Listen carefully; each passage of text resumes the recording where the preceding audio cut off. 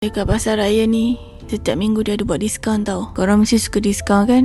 Jom aku bagi tahu kat mana. Setiap hari Khamis ada special price. Panggil Thursday is better than Friday. Ada buah, sayur, barang basah pun ada diskaun. Ikan ke, udang, ayam. Kalau rasa malas nak ikut resepi content creator tu, beli je lah yang dah siap perak macam ni. Masuk air fryer, siap. Kalau korang peminat daging, ada juga diskaun. Sampai 50% pun ada. Apa dia? Kambing? Ada ni ha. Okey lah kan. Ada juga section reprice to clear ni. Yang ni memang setiap hari dia ada lah. Datang waktu petang atau malam macam tu, terus pergi cari bahagian ni. Semua atas rak tu semua dah turunkan harga. Pandai-pandai lah korang belik dulu sebelum beli. Boleh kata murah-murah jugalah semua. Tengoklah aku pun terjebak. Terbelilah pula. Okey lah, bye. Dah harganya